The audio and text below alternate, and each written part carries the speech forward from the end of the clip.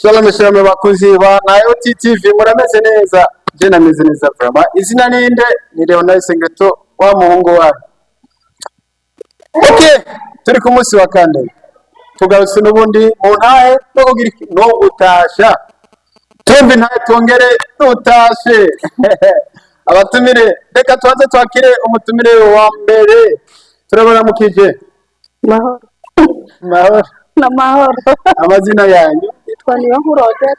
niyo nkurode turameze neza Ndameze neza. kandi cyane Ego.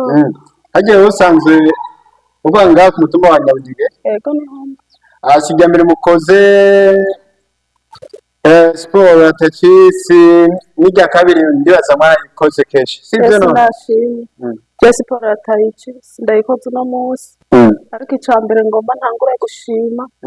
Ngomba gushimira apotre wacu umunsi wa kabiri we yazanye itayici. Twatanguje tayici fise ingwara y'umutima. Yesu nashimye. amina Nta mwana naheka ndetse no gutamba sinatamba wamenga noca nturika. Ariko igiye kugera izi saha gaheka umwana nta ngorane yego naho nogenda ingendo zimeze gute nta ngorane umunyu bari barambujije ubu ndarya amen nukuri ndashimiye Imana nkashimira na Mose wa kabiri we yazanye itayici kuko iyo ataba Mose wa kabiri itayici ntari biri ngaha mu Nyabunyege ubwo mu Burundi si n'inyabugere mu Burundi yego tugira tuguhe umwanya wo gutasha urafise abo wotasha ndafise abo notasha okay tanga utashe rero ndashaka gutasha inshuti n'abagenzi ariko uwo mpoherako ni umubyeyi wacu Apotre na mama Apotre nkaca ntasha n'abaruguru iwacu ku Gatumba aho naho ni hehe ni Gitega muri komine Bugendane nkadasha abantu bose bari ku Gasederi ndafise na mama n'amazina urabavuga nta kibazo ku Gasederi musaza wanje Samuel n'abana biwe batahije na mama Dogo aba ku mutumba wa Gitongo yitwa Merida n'umugabo we Jediye ndatahije na mama Dogo abigihuga yitwa Rehoniya n'umugabo wiwe Budidiri Yesu nashimwe ndatahije n'abandi benshi baba bahanzi ku mutumba wa Gitongo bavuze ko witwa nde yitwa Niyonkuru. mbega abafite nimero ya telefone none woshobora kuyivugira kuri televiziyo ku buryo abiwanyu bashobora gutelefona bari barakubuze yego nayo mbega ubu riherereye he neza na neza abwira aho ubaye merereye mu Nyabunyegere niho mbaye yego rero tanga nimero ya telefone kugira abiwanyu bazo kuronke abatari bafite nimero yawe inimero yiwanje 76 sebutani sisi senze kubivuga mu ni jewe we bananyuvuga mu kirundi 76 sebutani sisi 10 disi 33 53 52 52 mwazumvise hama abiwabo rero mumurondere namwe mumuramutse sivyo kugira ngo muzogemurire ibitoki hariya habaye ibikembe harabaye ibitoki harabaye amateke imyumbati ibiharage natwe abanyagitega ngo tukunda amateke abarayivuze reka tuyakunde turayaga ego mama odeta turabashimiye okay mugende twakire abandi tongeye kwakira uyundi mutumire turabaramukije mwaramutse amazina yanyu ndi Bishop Ndayize David twakiriye umuntu adasanzwe Bishop Ndizeye David ego namwe wo kwishengero rya Bethesda International Revival Gospel Singers Church. haleluya amazina menshi ego ni ukuvuga yuko nanjye Apotre Rukundo ni inshuti yanjye n'umugenzi kandi nawe baranezerewe kuza kugirana siporo nawe hano. okay muravuze icyo nyene mwakimwe bwaterana bibabaza namwe sijya mbere tubabonye muri siporo ya taekwondo n'ijya kabiri mu mazi iminsi mugaragara no kuri televiziyo abira bahora bababonamo namwe nibe bintu mumaze kunguka kuva mutanguye muri siporo ya taekwondo mu by'ukuri muri siporo ya taekwondo kuva tuyitanguye haragize akamaro rwose kuko yari yambwiye ati nze mbanze nipimishe nca ndipimisha mbura ibintu bya diyabete bigiye kuba byinshi kuko nari mfise 7.9 7.9 ariko kuwa kabiri naragiye kwipimisha ayafise 7.9 ni kuvuga indwi n'ibice 9 muri make niho yarigeze iduga diyabete nuko ndibaza mu kirundi amabandanya. Hanyuma kuwa kabiri naragiye kwipimisha njambura Imana yabikoze byakorotse mfise 6.1 urumva gatandatu n'igice kimwe urumva ko hagabanutse rimwe n'ibice 8 murumva kandi aho rero ni mu minsi mike gusa amazi atanguye kuza bana maze amahinga indwi zibiri desomera sport wari umwanya munini cyane ego bisikura mu kwezi cyangwa mu mezi abiri ubu kizoba yose yagizimanga ndabyizera ko n'ubundi muri normal yego no bagiye ko ndi muri normal ariko ndibwira inyuma y'amezi abiri bambwiye ko nzosubirayo kurabisha kandi ninaraba nzoca mvuga ngende aho nzobangeze. Yego rero mwari ko mvuga ati yuko wisanzwe wabatumiye ari inde wantumiye ni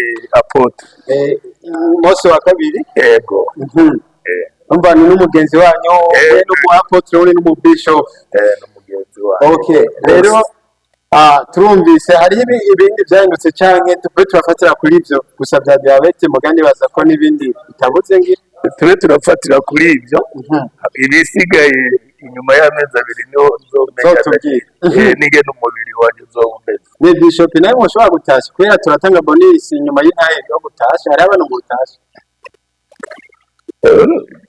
reka ndobikora inyuma y'amezi kazobikora inyuma y'amezi abiri hato watasha.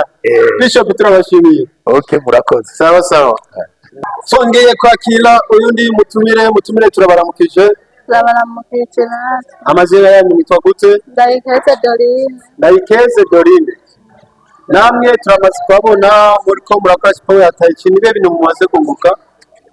Siporo ya Tai Chi n'ukuri yaje hageze ndashimiye umuvyeyi wacu yayizanye umunsi wa kabiri ubwa mbere Tai Chi itaraza umugongo sinigara ntora n'ikintu hasi sinakora ku inzu no gukubura sinakubura no kumesa sinamesa ariko aho nkoreye Tai Chi ibintu bimeze neza nta ngorane y'umugongo mfise haba mu maguru ndakomeye ikintu cyose no gutera ukuntu nabumva umengo ndababaye cyane ariko bimeze neza. Yego n'ukuri siporo yaje hageze yaratuvuye cyane. Siporo yaje hageze yarabavuye cyane. Hari ibindi none wovuga cyane tuguhe umwanya wo kutasha utanga urutashe? Hama natahije umwana wanje ari mu Kamenge. Yitwa nde? Yitwa Dushime Donkis. Yiga mu wa kabiri primaire. Yego. Nkaba ndamutahije ndamukumbuye cyane. Nkaba ntahije n'uwundi mwene wacu abaha mu Gasenyi Presidence yitwa Habarugira Claudine na bofe wanje yitwa nde? Yitwa Auguste. Nkaba ndamutahije. Urafise nimero ya telefone? Yego. Bashobora kwitanga kugira abataguheruka bakonye bazobona aho bacanga kuramo se bakuvugishe. Yego. Nizingahe? 71 71 68 68 78 78 74 mwumvise inimero ziwe hama tubashimire rero. Yego natwe turabashimiye. Naho utaha mu kindi kiganiro canke muri siporo ya Tai Chi kuwa kabiri suko none. Sawa. Twakiriye uyundi mutumire amazina yanyu? Twagiretse cyane mari. Inde? Twagiretse cyane mari. Twagira Yezu Anne Marie. Jane Marie. Yeah, ayo mazina nacho. Hama namwe sijyambere mukora siporo ya Tai Chi? Oya sijyambere. Hari ivyo rero mumaze kunguka byinshi? Cyane. Ni nk'ibihe? Jewe natanguye kuza ngaha muri siporo ya Tai Chi mfise ikibazo cyo mu mavi.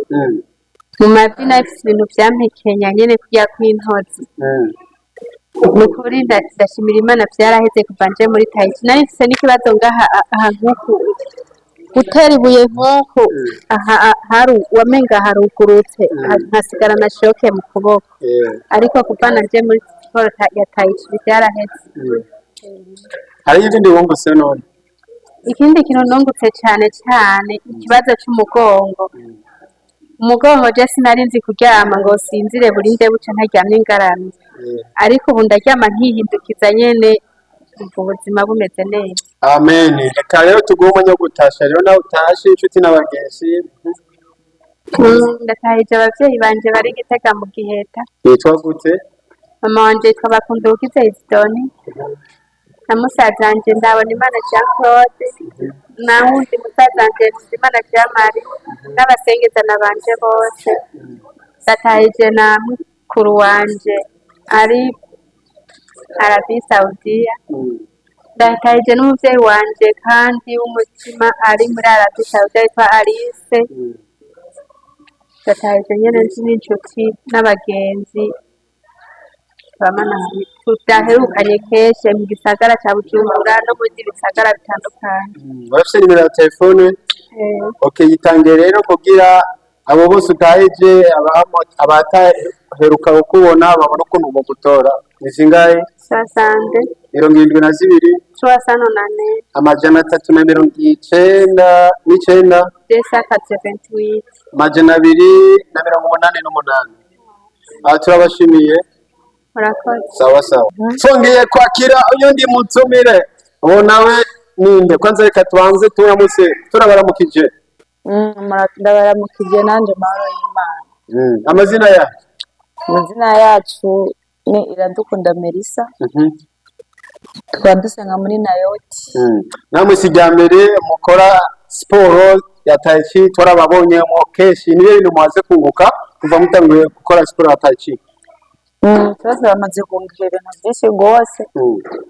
Nuko Tai Chi bitanguye ndetse nagira uku. Ntiwonama. Batabibonye yunama. Nunamye nacamperayo. Atiherayo. Kandi sinagira nuko. Mpindukiye naho nyene nacamira gusa wana ko ngenda kugira ngo sankagaho. Nunama. Aduka. Yego. Kandi no gufuka nasinafuka. Kandi aguteye umugere ntiwashika. Mugabo burashika. Ureba ko natera umugere mu udashika. Bundaguteye umuntu woshika. None kwiye kuvuza uteye umugere ntiwashika. Uhora utera imigere. Igihe nyene byashira wasanga ndiko ndatera imigere gusa ukina umupira yabasi. Nacangwa hasi. Tufate yatera umupira umugere ntiyatera umuntu ubasha sivyo. Nacangwa hasi. Yacangwa hasi. Hama ibindi bintu wungutse n'ibindi. Rero kuvuga ibintu nungutse narashobora kugenda nkambi nkacanduha. Kumvuza uko nyene mu ngingo z'amaguru bitakunda ko ngenda neza. Ariko ndashobora kuvanga nkagenda gushika Bujumbura ntararuha. Nani turi Bujumbura? Cyashatse kuba muri mu gisagara. Muri byiye. Mvuye no munyabanyageri gushika no mu cyarama nacasanga byase. Ariko ubu urashikayo neza. Kandi ndaryama neza. Uraryama neza ugasinzira atatu. Sinasinzira. Okay, hari ibindi cyangwa tuje mu nyo gutasha uko turabana mu nyo gutasha? Tuje mu nyo gutasha ibindi ndavuga hano. Tasha rero. None mbe ntasha bana. Utasha inshuti n'abagenzi abavyeyi abo muvuka n'abajama sinzi ibintu byose abushaka bose. Okay, ubwa mbere datahije abavyeyi banje. Bari Gitega. Bajaye. Gitega mu Giheta. Vuga amazina kugira biyumve canke n'ababegere bababwire ko uko bataye. Ndabakunda gose umwe yitwa Santare undi Kome. Bane bafite izina rimwe. Riyonzi kandi ntayonzi. Abavyeyi bawe n'uti amazina yose. Nayibagiye. Singwane yo kwibagira. Singwane yo kwibagira. Uzozuriheza rero makadamia kugira. Makadamia ndiko ndayibutse kubera makadamia nane nayibagiye yose. Uzozuriheza rero makadamia kugira ubwenge bugume buri ku mwanya. Yego. Ama ndatangije n'ubundi muntu nyene musheri wanje nkunda cyane. Sasa namuvugize nawe cyaba mu ntwara gusa. Mengo mu mpwe turi kumwe. Mengo mu mpwe muri kumwe. ariko cyunwe nganone oya singutwe ndamukunda ndamuvuze ngo cyaba munyeba oya basi vuga izina rye oya narivuze baba okay basi abahehe aba mu terere aba mu terere aba muri buterere ya kabiri okay anakaye kaje mu mubwiye rero yo ndamukunda rwose usibye ko atanyemera anyemere zose Imana mu anyemere uramukunda ariko ntakwemera baguma abana abandi bakobwa gacashaka rero umuntu ni kumusengera ni zose Imana zose Imana mubwira nawe nawe mumukunda nawe agukunda isuko none nawe uteze gusenga ndacyatashe sindaye yego tasha okay ndataje rero n'umukuru w'abamama wo mu rushengero rwacu rwa Nayoti yitwa nde yitwa mama Pamela nta zina ryiwe izina ryiwe yitwa Virginia